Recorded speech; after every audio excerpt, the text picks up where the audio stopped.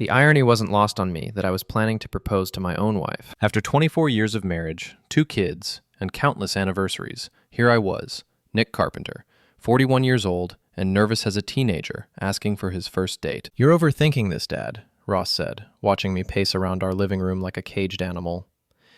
At 22, my son had inherited his mother's sharp intuition and my tendency toward brutal honesty. Mom loves grand gestures. She always has. "Your father's right to be nervous," Amelia chimed in from the kitchen, where she was wrapping presents with the precision of a surgeon. My 20-year-old daughter had her mother's artistic eye, but thankfully, my sense of humor. "Mom's been different lately." Different. That was the word we'd all been dancing around for months. Marta Carpenter, creative director at Millenton Associates, my wife, my partner. The woman who used to laugh at my terrible jokes and steal my fries at dinner had become a stranger in our own house. Late nights at the office, secretive phone calls, work emergencies that seemed to happen every time we planned family time. The woman who used to leave little love notes in my lunch bag now barely looked up from her phone during breakfast. "She's just stressed about the Henderson campaign," I told myself for the 100th time, adjusting the small velvet box in my jacket pocket. Inside was her grandmother's ring, the one she'd always admired but never owned. I'd tracked it down through 3 different estate sales and 2 very persistent antique dealers. The plan was simple. Surprise her at her parents' Christmas gathering, get down on one knee in front of the whole family, and ask her to marry me. Again. Renew our vows. Start fresh. "Dad, you know I love you, right?" Ross sat down on the couch, suddenly serious. "But maybe you should talk to Mom first, before the big romantic gesture." "What do you mean?" He exchanged a look with Amelia that made my stomach clench. "She's been distant. With all of us, not just you." I wanted to argue, to defend my wife, to insist that everything was fine, but the truth was sitting in my chest like a stone. Marta hadn't kissed me goodbye in 3 weeks. She'd missed Amelia's art show last month because of a client dinner. She'd forgotten our anniversary entirely until Ross reminded her the next day. "She's going through something," I said finally. "People change. Marriages have rough patches. That's why I want to do this. Show her that I'm still here, that I still choose her." Amelia looked up from her wrapping, her eyes soft with something that looked dangerously like pity. "Dad, when's the last time Mom chose you?" The question hit me like a physical blow. I opened my mouth to answer and realized I couldn't remember. My phone buzzed. A text from my boss, Dave Millant. "Nick, can you cover the Morrison presentation tomorrow? Marta's taking a personal day." Another personal day? That made 4 this month. "I'm going to make this work," I said, more to myself than to my kids. 24 years doesn't just disappear. We have history. We have love. "We know, Dad," Ross said gently. "We're rooting for you, both of us." But as I looked at my children, I saw something in their faces that terrified me. They looked like they were watching me walk toward a cliff, and they were powerless to stop me. Millenton Associates occupied 3 floors of a gleaming downtown building, all glass and steel and the kind of modern furniture that looked expensive but felt like sitting on cardboard. I had been there for 8 years, working my way up from junior copywriter to senior creative, crafting campaigns for everything from luxury cars to breakfast cereal. The office Christmas party was in full swing when I arrived Monday morning, 3 days before Christmas. Someone had hung mistletoe in strategic locations. The break room was loaded with homemade cookies, and the air buzzed with that particular energy that comes when people are counting down the hours until vacation. "Nick!" Victoria Ashworth materialized beside my desk like a perfectly groomed vulture. At 41, she was Marta's closest friend and confidant, all sharp angles and designer clothes, and the kind of smile that never quite reached her eyes. "How's the holiday prep going? Marta mentioned you 2 have big plans." Did she? I tried to keep my voice light, but something in Victoria's tone set off warning bells. "What did she say exactly?" "Oh, you know Marta. Always mysterious about the romantic stuff." Victoria's laugh sounded like breaking glass. "She just said this Christmas was going to be memorable." Before I could respond, Jake Turnbull strolled over, coffee in hand and that insufferable smirk on his face. At 43, Jake was everything I wasn't. Tall, conventionally handsome, drove a Porsche, and had never met a mirror he didn't like. As the agency's star account executive, he had a corner office, a six-figure salary, and the kind of confidence that came from never being told no. "Morning, Nick," he said, his tone just condescending enough to make my teeth itch. "Heard you're doing the Morrison presentation today. Appreciate you stepping in." "Where's Marta?" I asked. Jake and Victoria exchanged a look that lasted exactly 1 second too long. "Personal day," Victoria said quickly. "You know how it is this time of year. So much to do." "Right," Jake added. "So much preparation." The way he said the word made my skin crawl. There was something underneath it, some private joke I wasn't part of. I'd felt it for weeks now. Conversations that stopped when I walked into a room, shared glances between my wife and her colleagues, a sense that everyone knew something I didn't. "Well," I said, forcing a smile, "I better get to work then." As I walked away, I heard Victoria whisper something to Jake that made him laugh. The sound followed me all the way to my desk. The Morrison presentation went well, but I couldn't shake the feeling that something was wrong. During lunch, I overheard two junior executives talking by the coffee machine. "Did you see Marta's car in the parking garage this morning?" one of them said. "She's not here today," the other replied. "That's what I mean. Her car's here, but she called in sick. Weird, right?" My blood went cold. I made an excuse and took the elevator down to the parking garage. Sure enough, there was Marta's silver Honda, parked in her usual spot. The hood was cold, like it had been there all night. I called her phone. It went straight to voicemail. "Hey, it's me," I said after the beep. "Just checking in. Hope you're feeling better. Love you." The words felt hollow in my mouth. Back at my desk, I tried to focus on work, but my mind kept wandering. Where was Marta if her car was here? Why lie about being sick? And why did Victoria and Jake look like they were sharing the world's best secret? At 4 o'clock, I was packing up to leave when Dave Millant appeared at my desk. At 55, Dave was the kind of boss who remembered everyone's birthday and genuinely cared about work-life balance. He'd always liked me, which made what happened next even more confusing. "Nick, can we talk?" His voice was careful, measured. We went to his office, all mahogany and leather, and awards from various advertising councils. Dave closed the door and gestured for me to sit. "Is everything okay at home?" he asked. The question caught me off guard. "Why do you ask?" "Marta's been distracted lately. Missing meetings, taking a lot of personal time. I'm concerned about her. About both of you. I wanted to tell him everything was fine, that we were solid, that whatever he was seeing was just temporary stress. Instead, I heard myself say, "I don't know."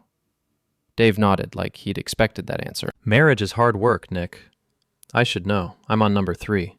He tried to smile, but it didn't stick. "If you need time off, if you need to talk to someone, the company has resources."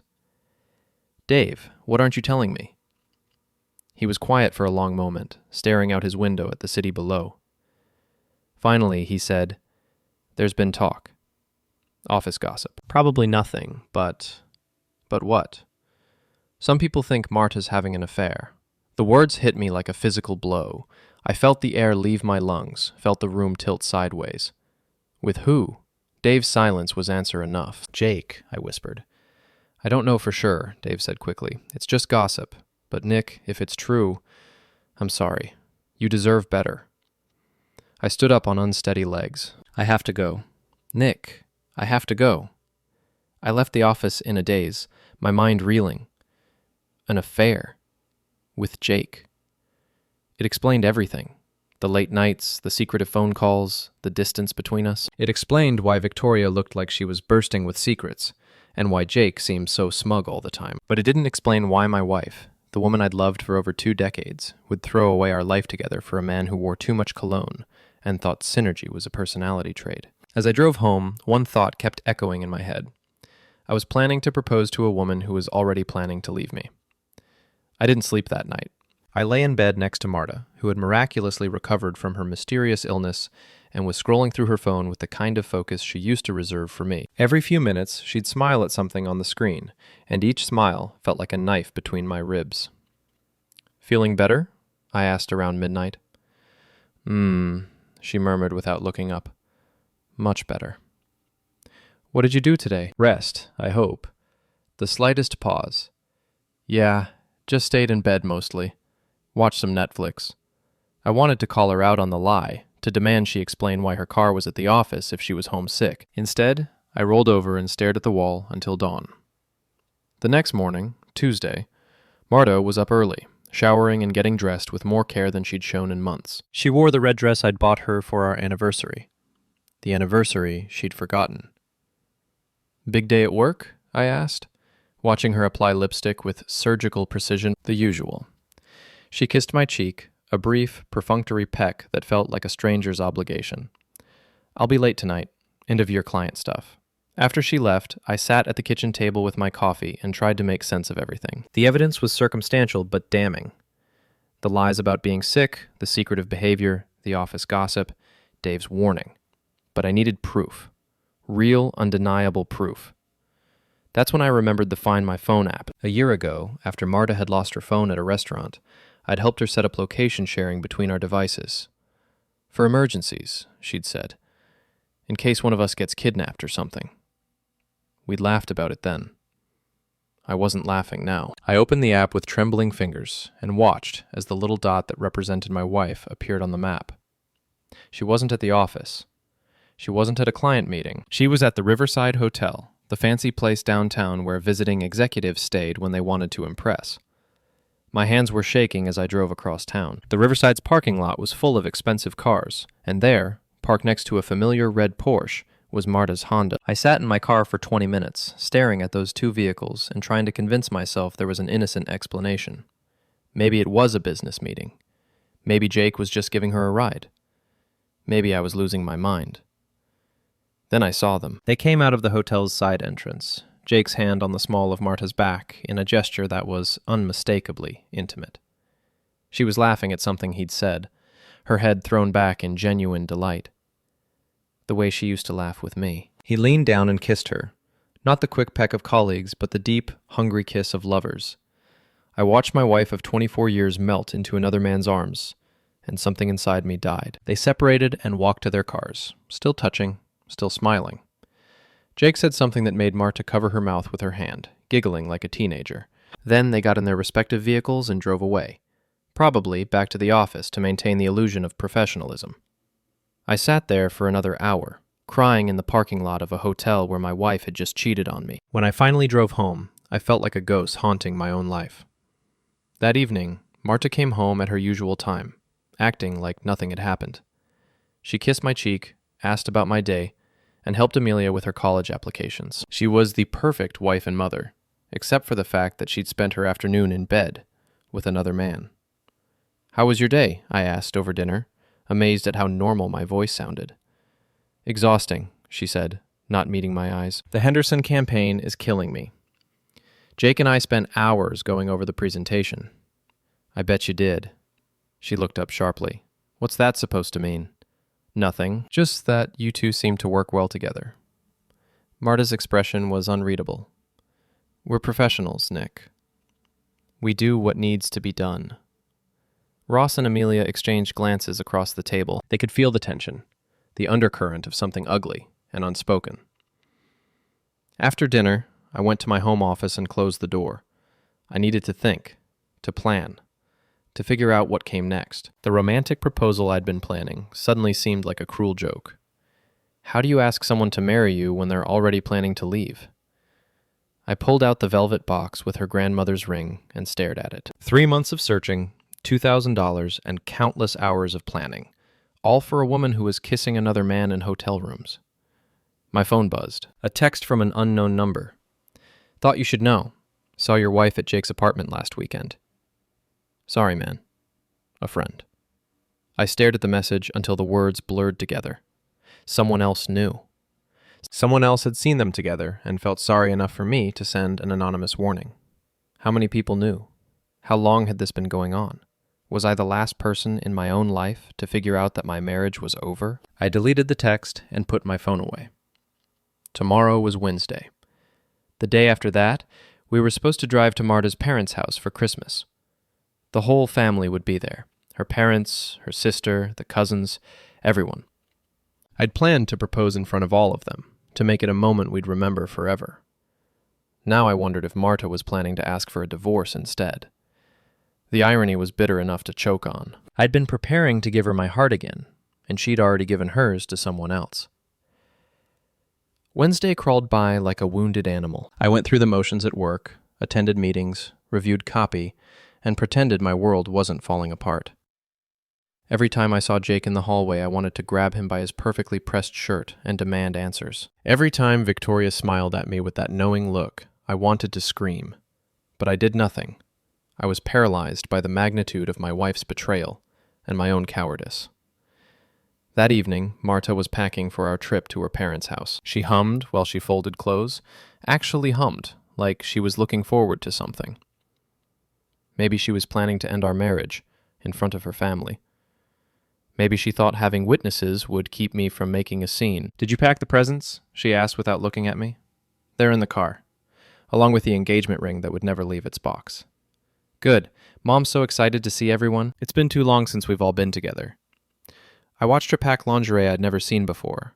Expensive lace things that definitely weren't meant for me. The sight of them made me physically ill. "Marta," I said, my voice barely above a whisper. "Are you happy?" She paused, a silk nightgown in her hands. "What kind of question is that?" "An honest one. Are you happy? With us? With our life?" For a moment, her mask slipped. I saw something flicker across her face. Guilt, maybe, or regret. But then it was gone, replaced by that bright, fake smile she'd been wearing for months. "Of course I'm happy. We have a good life, Nick. A good family. But are you happy with me?" She closed the suitcase with more force than necessary. "I'm tired. Can we not do this tonight? When can we do it? You're never here anymore. You're always working, always busy, always somewhere else. That's not fair. Isn't it?" I stood up, feeling 24 years of frustration boiling over. "When's the last time we had dinner together without you checking your phone? When's the last time you kissed me like you meant it? When's the last time you looked at me like I was more than just another piece of furniture in this house?" Marta's face went white. "Nick, You what? You're sorry? You didn't mean for it to happen? You never wanted to hurt me?" "I don't know what you're talking about." But her voice shook when she said it, and I knew that she knew that I knew. The pretense was crumbling, and we were both watching it fall. "I saw you," I said quietly, "yesterday, at the Riverside Hotel, with Jake." The color drained completely from her face. For a long moment, we stared at each other across our bedroom, across the wreckage of our marriage, across 24 years of shared history that suddenly felt like a lie. "It's not what you think," she whispered. "What is it then? Explain it to me. Make me understand how my wife ends up in a hotel with another man in the middle of the day." She opened her mouth, closed it, opened it again. No words came out. "How long?" I asked. "Nick?" "How long, Marta?" 6 months. The words came out in a rush, like she was relieved to finally say them. It started at the company retreat. We were both drunk, and it just happened. And then it kept happening, and I know it's wrong, but I can't stop. I don't want to stop. 6 months. Half a year of lies and deception and playing the devoted wife while she was falling in love with someone else. Half a year of me making excuses for her behavior and blaming myself for the distance between us. "Do you love him?" I asked, though I already knew the answer. She nodded, tears streaming down her face. "I'm sorry. I'm so sorry, Nick. I never wanted you to find out like this." "How did you want me to find out? Did you have a plan, or were you just going to keep lying until I figured it out on my own?" "I don't know. I wasn't thinking clearly. I needed something different, something exciting, something that made me feel alive again. And I don't make you feel alive. You make me feel safe, comfortable. But that's not enough anymore." The words hit me like bullets. 24 years of marriage, and I'd been reduced to safe and comfortable. I was the reliable Honda in her life, and Jake was the flashy Porsche she really wanted to drive. "So what happens now?" I asked. "I don't know. I haven't thought that far ahead." "Well, you better start thinking.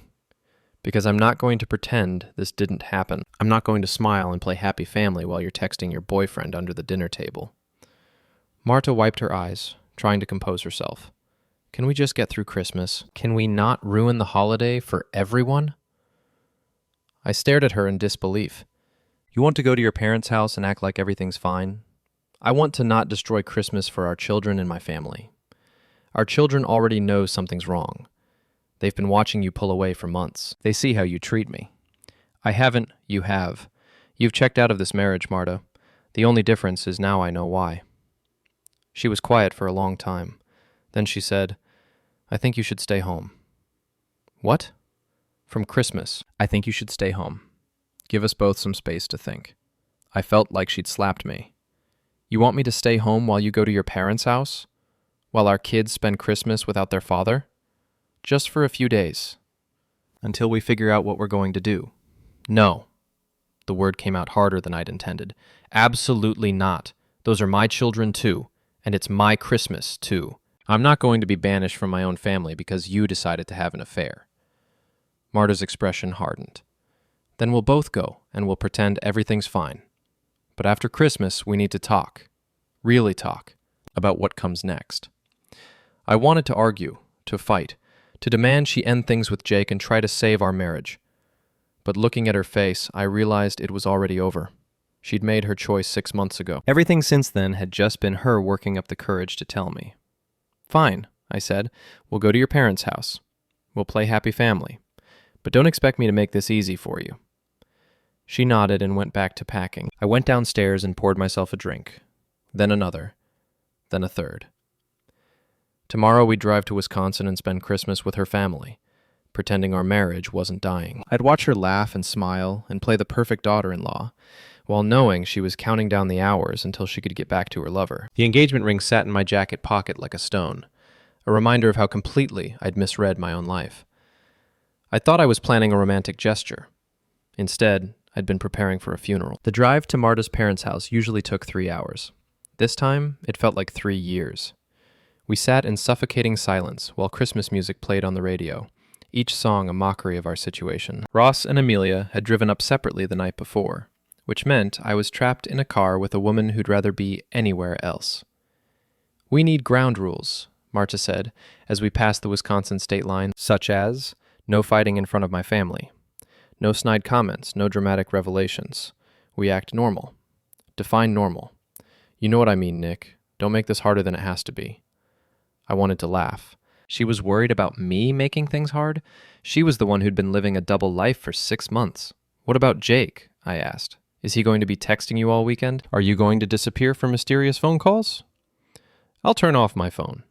How noble. Don't be sarcastic. Don't tell me how to be. You lost that right when you started sleeping with your coworker. We drove the rest of the way in silence. Marta's parents, Carol and Frank, lived on a sprawling property outside Madison. Their house was the kind of place that belonged on Christmas cards. All stone and timber with smoke curling from the chimney and snow covering the evergreen trees. Cars filled the circular driveway, which meant the whole extended family was already there. Showtime, I muttered as we pulled up. Marta shot me a warning look. Please, Nick, for the kids. Ross and Amelia met us at the door, and for a moment, I forgot about everything else. My children were the best thing to come out of my marriage, and seeing them happy and excited about Christmas reminded me what I was really fighting for. Dad! Amelia hugged me tight. Grandma made your favorite cookies. She's been asking about you all morning. Where have you been? Ross asked. We expected you hours ago. Traffic, Marta said smoothly. The roads were terrible.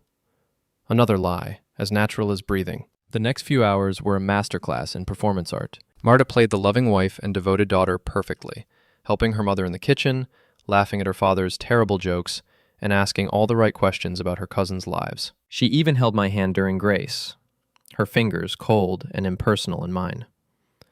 I did my part too, smiling and nodding and pretending I wasn't dying inside. I told stories about work, complimented Carol's cooking, and let Frank beat me at chess like I had for the past 20 years. But every time Marta laughed or smiled, I wondered if she was thinking about Jake. You two seem tired, Carol observed during dessert. Everything okay? Just work stress, Marta said.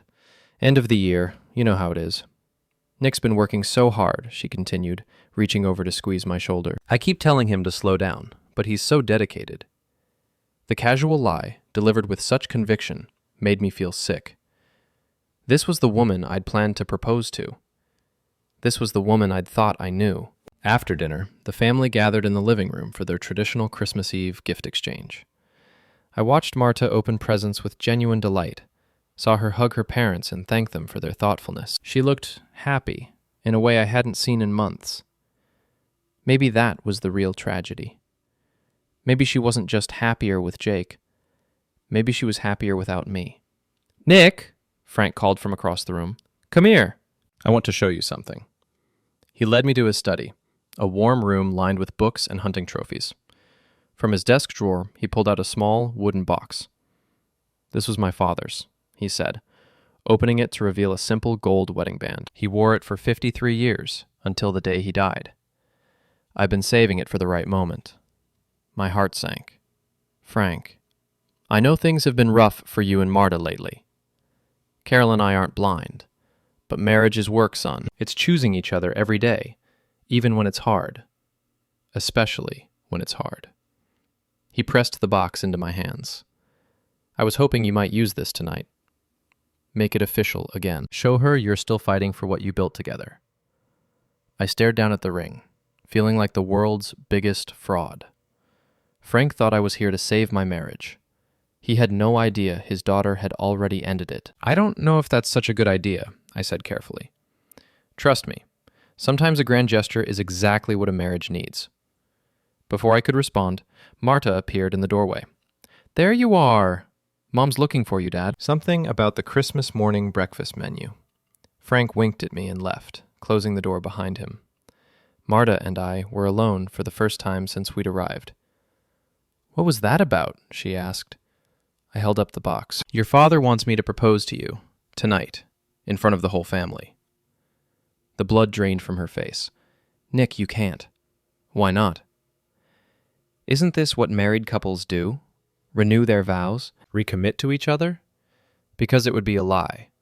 As opposed to what we're doing now?" She closed the door and leaned against it. "Please don't do this. Not here, not in front of everyone." "Do what? Love my wife? Try to save my marriage?" "It's too late for that." "Says who? You? Jake? When did you become the sole decision-maker in our relationship?" "When you stopped fighting for it years ago." The accusation hit me like a physical blow. I stopped fighting? I'm the one who's been trying to connect with you. I'm the one who's been planning romantic gestures and buying thoughtful gifts and suggesting date nights that you always cancel for work. You've been going through the motions, Nick. There's a difference. And Jake doesn't go through the motions? Jake makes me feel desired. When I'm with him, I feel beautiful and interesting and alive. When I'm with you, I feel like a wife. You are a wife. My wife. I don't want to be anyone's wife anymore. I want to be myself. The finality in her voice broke something inside me. This wasn't a rough patch or a midlife crisis. This was the end of everything I'd built my adult life around. "So what do I tell your father? What do I tell our kids when they ask why Daddy's sleeping in the guest room? Tell them we're working through some things. More lies.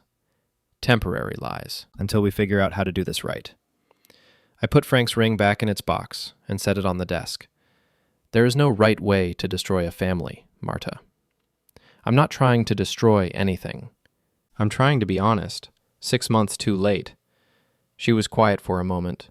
Then she said, "I'm going to tell them tomorrow. After Christmas. I'll tell them we need some time apart." "And then what? You move in with Jake? We sell the house? Split custody of the kids?" "I don't know. I haven't thought that far ahead." "Well, maybe you should start. Because this affects more people than just you." There was a knock on the door. "Mom? Dad?" Amelia's voice. "Grandma wants to know if you're ready for the Christmas Eve toast." Marta straightened her clothes and put on her perfect smile. "Coming, sweetheart." She paused at the door and looked back at me. "Please don't ruin Christmas for them." I'm not the one ruining Christmas. But she was already gone, leaving me alone with Frank's wedding ring and the bitter taste of my own shattered dreams. Christmas morning at the Hartwell house was a symphony of chaos and joy. Wrapping paper flew, coffee percolated, and Carol's famous cinnamon rolls filled the kitchen with the smell of home. Under normal circumstances, it would have been perfect, but nothing about this was normal. I sat in the corner, watching my wife open presents with our children, and felt like I was viewing my own life through bulletproof glass. Everything looked familiar, but I couldn't touch any of it. Marta laughed at Ross's joke about her terrible wrapping skills. She helped Amelia untangle a necklace that had gotten twisted in its box. She kissed her parents and thanked them for their generosity. She was the perfect daughter, the perfect mother, the perfect wife. And it was all a performance. "Dad, you okay?" Ross sat down beside me, his voice low with concern. "You've been quiet all morning." "Just tired," I lied. "Long drive yesterday." But Ross wasn't buying it. At 22, he had his mother's ability to read people, and his father's stubborn refusal to let things go. "Is everything okay between you and Mom?" I looked across the room at Marta, who was helping her nephew set up a complicated toy.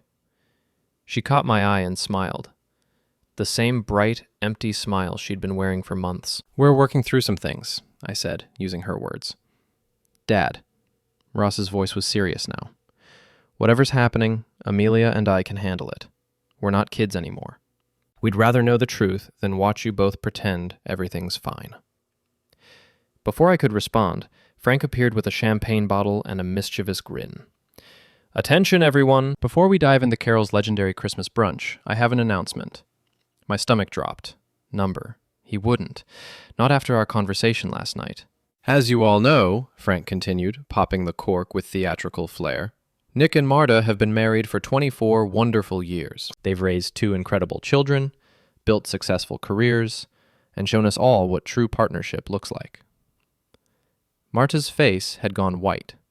She was staring at her father with something approaching panic. "So I thought this would be the perfect time," Frank went on, completely oblivious to the tension in the room, "for Nick to ask my daughter to marry him again." The silence that followed was deafening. Every eye in the room turned to me, expectant and excited. Carol clasped her hands together like she was watching a romantic movie. The cousins pulled out their phones to record the moment. Ross and Amelia looked confused but hopeful, and Marta looked like she wanted to disappear into the floor. "Frank," I said carefully, "I don't think—" "Come on, son!" He was practically bouncing with excitement. "I know you've been planning something. Carol and I talked about it, and we think it's the most romantic thing we've ever heard." "Dad," Marta said, her voice strained, "maybe this isn't the best—" "Nonsense! When is it not the best time for love?" The irony was so bitter I could taste it. Frank was right. When wasn't it the best time for love? Unfortunately, love required 2 people, and one of us was already in love with someone else. I stood up slowly, feeling every eye in the room on me.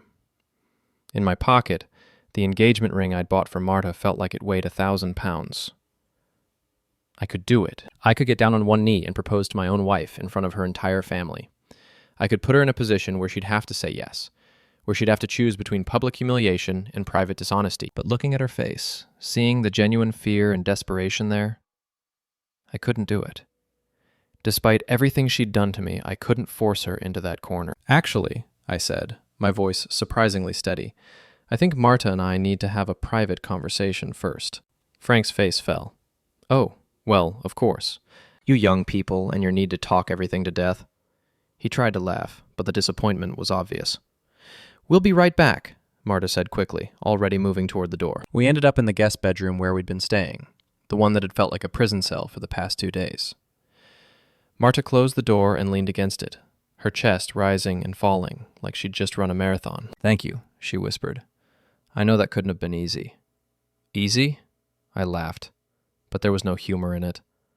"Nothing about this is easy, Marta. I just saved you from the most humiliating moment of your life, and you can't even see how screwed up that is?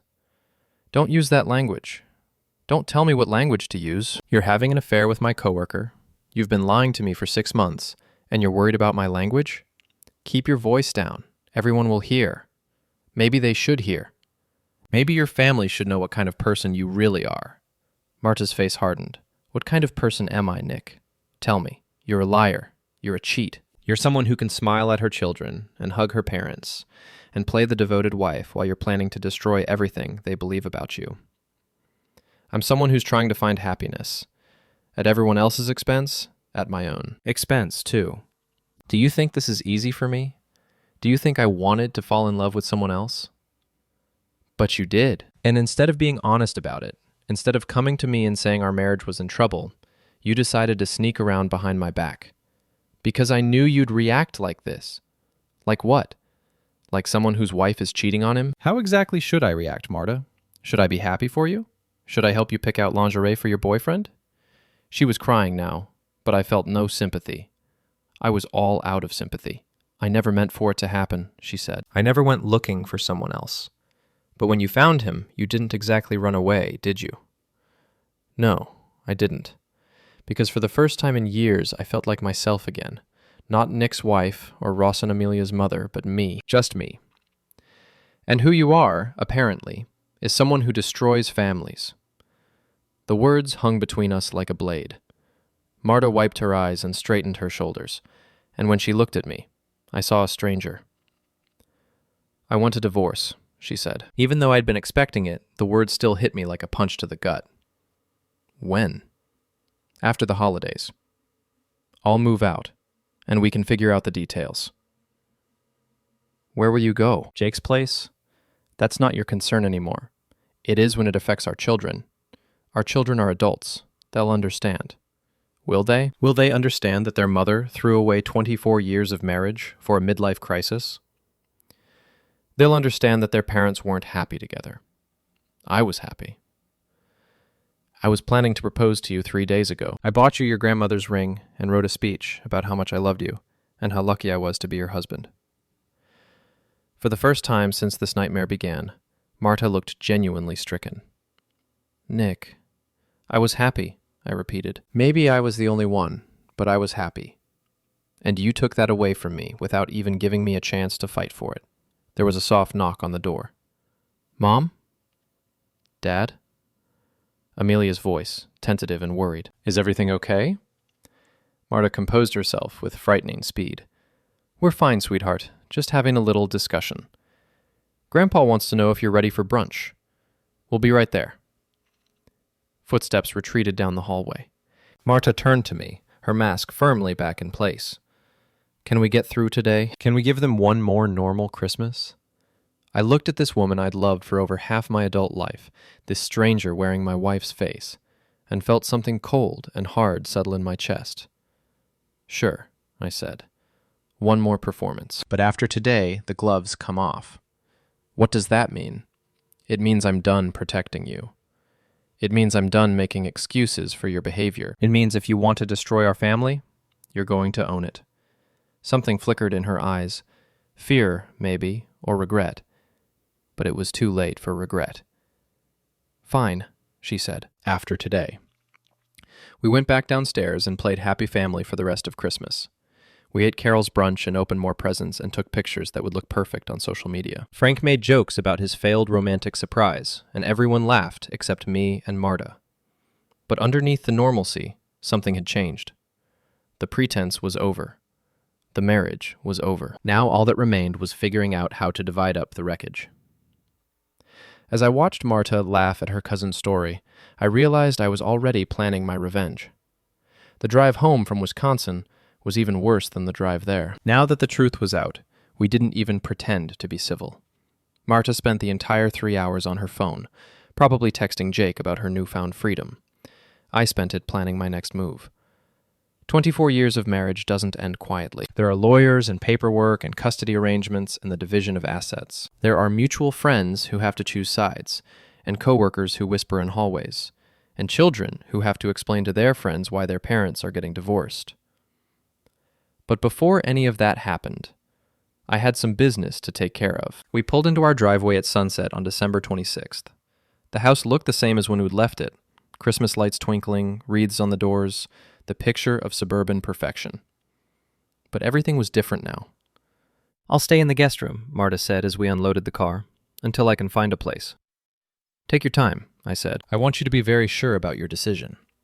She shot me a suspicious look, but I just smiled and carried my suitcase inside. That night, after Marta had gone to bed, I sat in my home office and made a list. Not a grocery list or a to-do list, but a revenge list. Because if my wife thought she could destroy our family without consequences, she was about to learn otherwise. At the top of the list, Jake Turnbull. I'd been thinking about Jake a lot during the drive home. Jake, with his Porsche and his corner office, and his smug assumption that he could take whatever he wanted without paying a price. Jake, who'd been screwing my wife for 6 months while pretending to be my colleague. Jake, who probably laughed about me with Marta during their hotel room encounters. Jake was about to have a very bad week. The next morning, I woke up early and drove to the office. Most people were still on vacation, but I had a key and the security codes. I made my way to Jake's corner office and got to work. First, I accessed his computer. Jake was the kind of guy who used password 123 for everything, so it wasn't difficult. I found exactly what I was looking for in his email. Months of correspondence with Marta. Some professional, some personal, some that would make a sailor blush. I forwarded the most incriminating messages to my personal email, then deleted them from Jake's sent folder. He'd never know they were gone until it was too late. Next, I visited his expense reports. Jake was notorious for padding his accounts, claiming personal meals as business expenses and billing the company for his gym membership. I compiled a comprehensive file of his fraudulent claims, complete with receipts and documentation. Finally, I planted a little surprise in his desk drawer, a bottle of expensive whiskey and a baggie of white powder that looked suspiciously like cocaine, but was actually powdered sugar from the break room. I made sure both were visible to anyone who opened the drawer. By the time I left the office, Jake Turnbull's career was a ticking time bomb, and I was the only one who knew when it would explode. The next phase of my plan required patience. I waited until the office reopened after New Year's, then made an anonymous call to HR about suspicious activity in Jake's office. I mentioned the drinking, the possible drug use, and suggested they might want to take a look at his expense reports while they were at it. I also sent copies of Jake's personal emails with Marta to several key people in the company, including Dave Millant and the head of HR. I made sure to highlight the parts where they discussed their relationship and mocked other employees, including me. The fallout was swift and brutal. By noon on January 3rd, Jake was called into a meeting with HR and Dave. By 2 p.m., security was escorting him out of the building with a box of his personal belongings. By 5 p.m., word had spread through the entire company that Jake Turnbull had been fired for fraud, substance abuse, and intimate harassment. I watched it all from my desk, feeling a satisfaction I hadn't experienced in months. But Jake was just the beginning. That evening, I came home to find Marta in tears at the kitchen table. She looked up when I walked in, her eyes red and swollen. "They fired him," she said. "Who?" "Don't play dumb, Nick." "Jake. They fired Jake today." I hung up my coat and poured myself a drink. "Really? That's unfortunate. What happened?" "You know what happened. You did this." "I did what?" "I've been at work all day, same as always." Someone sent HR his emails. Personal emails. Private conversations between us. How terrible. Who would do such a thing?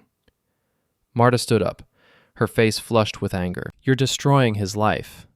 "I'm destroying his life? He destroyed mine. He's been sleeping with my wife for 6 months. Forgive me if I don't feel sorry for him. This isn't just about him. This affects me too." "Does it?" "How?" "Everyone at work knows about us now. They're all looking at me like I'm some kind of slut." I took a sip of my drink and considered this. "Are you?" The slap came so fast I didn't have time to duck. My cheek stung, but I just smiled. "Feel better?" I asked. "You bastard." "I'm a bastard? I'm not the one who's been cheating on my spouse. I never wanted it to happen like this." "How did you want it to happen? Did you have a plan for destroying our marriage that didn't involve consequences?" Marta sank back into her chair, looking defeated. "I thought we could be adults about this. I thought we could end things civilly." "Civilly? You've been lying to me for 6 months. You've been making me look like a fool in front of our friends and coworkers. You've been planning to leave me while I was planning to propose to you. And you want civility?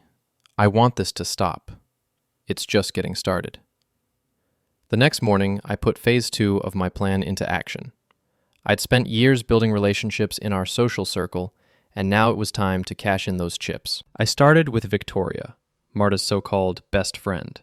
Victoria, who'd been covering for Marta's affair and probably enjoying every minute of it. Victoria, who thought she was so clever with her hints and knowing looks. I called Victoria and asked if we could meet for coffee. She agreed, probably thinking I wanted to cry on her shoulder about my failing marriage. We met at a trendy cafe downtown. the kind of place where Victoria liked to be seen. She air-kissed me when I arrived and immediately launched into a speech about how sorry she was about everything. "It's been difficult," I said, playing the part of the wounded husband. "Marta and I are trying to work things out, but it's hard when I don't know who to trust anymore." Victoria's eyes lit up with the prospect of gossip. "What do you mean?" "Well, I keep wondering how long this has been going on, and who knew about it. I feel like everyone was laughing at me behind my back." "Oh, Nick, no one was laughing at you. But people knew, didn't they?" "About Marta and Jake?" Victoria shifted uncomfortably in her seat. "There were rumors." "What kind of rumors?" "Just office gossip. You know how people talk." I leaned forward, my voice dropping to a confidential whisper. "Victoria, I need to ask you something, and I need you to be honest with me. Did you know about the affair?" She was trapped. She could lie and risk me finding out the truth, or she could admit she'd been covering for Marta and face the consequences. "I suspected," she said finally, "but I wasn't sure." "When did you start suspecting?" "A few months ago, maybe longer. They were spending a lot of time together, and Marta seemed different." "Different how?" "Happier. More secretive. She was always checking her phone and smiling at messages." I nodded like this was all news to me. "Did other people notice?" "Some people. There was talk." "What kind of talk?" Victoria looked around the cafe nervously. "People were saying they were having an affair. But it was just gossip. I never confirmed it. But you never denied it either." "I didn't want to get involved. So you let me walk around the office like an idiot while everyone whispered about my wife's affair." "Nick, you were supposed to be my friend too. Victoria, we've known each other for 8 years, and you let me be humiliated. I was trying to protect Marta. What about protecting me?" She had no answer for that. I left the cafe with everything I needed. Victoria had confirmed that the affair was common knowledge in our social circle, that people had been talking about it for months, and that she'd been actively covering for Marta. By the end of the week, I'd had similar conversations with 6 other mutual friends. Each one admitted they'd suspected or known about the affair. Each one had chosen to protect Marta instead of telling me the truth. I felt like I was surrounded by enemies. But I wasn't done yet. By mid-January, my carefully orchestrated campaign was bearing fruit. Jake was unemployed and unemployable. Word of his firing had spread through the advertising community like wildfire. Marta was isolated at work, her reputation in tatters. Our social circle was fractured, with people taking sides and gossiping about the divorce. But I wanted more. I wanted total victory. The opportunity came when I discovered that Marta had been using our joint credit cards to fund her affair. Hotel rooms, expensive dinners, gifts for Jake, all charged to accounts that I was legally responsible for. She'd spent over $10,000 of our money on her boyfriend. I printed out every receipt, every statement, every piece of evidence of her financial infidelity. Then I made copies and sent them to her parents, her sister, and her closest friends. I included a note explaining that while I could forgive emotional betrayal, I couldn't overlook theft. The reaction was swift and devastating. Carol called Marta in tears, demanding to know how she could steal from her own husband. Frank was so angry he hung up on her mid-conversation. Her sister Jennifer, who'd always been jealous of Marta's success, gleefully shared the information with everyone in their extended family. Within days, Marta was completely ostracized. Her own family wouldn't speak to her. Her friends avoided her calls. Even her colleagues at work treated her like a pariah. She came to me one evening, looking haggard and desperate. "Please," she said, "you've made your point. Can we please stop this now?" "Stop what?" "You know what. The campaign against me, the character assassination, the systematic destruction of my life." I looked up from my laptop, where I'd been working on a freelance project. With Marta's income about to disappear, I needed to start building alternative revenue streams. "I haven't done anything to you, Marta. I've simply told people the truth about what you did. You've ruined my relationship with my family. You ruined your relationship with your family when you stole from your husband to pay for hotel rooms with your boyfriend. I was going to pay it back. When? After you divorced me and took half of everything I own." She sat down across from me, looking older than I'd ever seen her. "What do you want from me?" "I want you to understand what you've done, not just to me, but to our children, our families, our friends. I want you to understand that actions have consequences. I understand. I get it. I made a mistake. A mistake? You had a 6-month affair. You lied to me every day for half a year. You stole money from our joint accounts. You were planning to divorce me without warning, probably after cleaning out our savings. That's not a mistake, Marta. That's a pattern of deliberate, calculated betrayal. I never meant for it to go this far, but it did. And now you have to live with the consequences. She was crying now, but I felt nothing. The man who would have comforted her, who would have held her and told her everything would be okay, was gone. She'd killed him with her lies and betrayal. What happens now? She asked. Now we get divorced. You move out, we divide our assets, and we figure out how to co-parent our adult children. You get to start your new life, and I get to rebuild mine. And Jake? What about Jake? Are you going to keep destroying his life too? I smiled and I could see it frightened her. Jake's life is already destroyed. He'll never work in advertising again. His reputation is ruined. His friends know what kind of man he is. He's learned the same lesson you're learning, that actions have consequences. You're not the man I married. No, I'm not. The man you married was naive and trusting and believed that love was enough to hold a marriage together. That man is gone. You killed him. She stood up, wiping her eyes. I'll start looking for an apartment tomorrow. Good. The sooner you're out of this house, the sooner we can both move on with our lives. But as she walked toward the door, I realized I had one more card to play. Marta. She turned back. There's something else you should know. I've been documenting everything. Every lie, every betrayal, every dollar you spent on your affair. I have emails, credit card statements, hotel receipts, witness testimony. If you try to take me to the cleaners in this divorce, if you try to claim more than your fair share of our assets, I'll make sure every detail of your infidelity becomes public record. Her face went white. You wouldn't. Try me.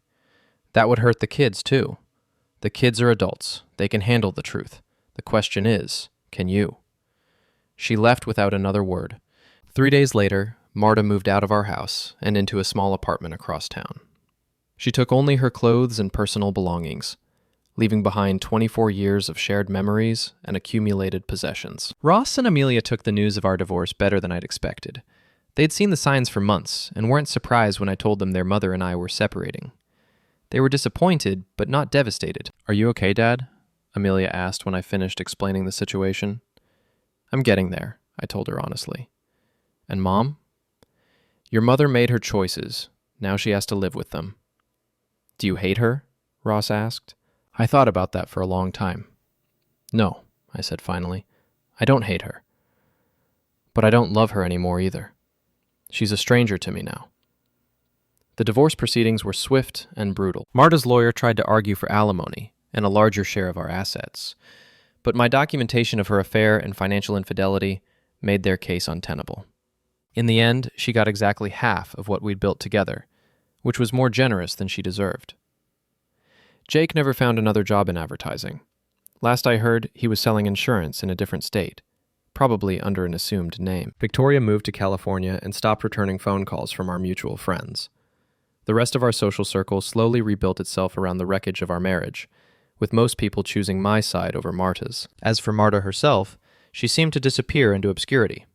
She kept her job at the agency, but her career never recovered from the scandal. She lived quietly in her small apartment, seeing our children occasionally but never rebuilding the close relationships she'd destroyed with her betrayal. Epilogue. The Last Gift.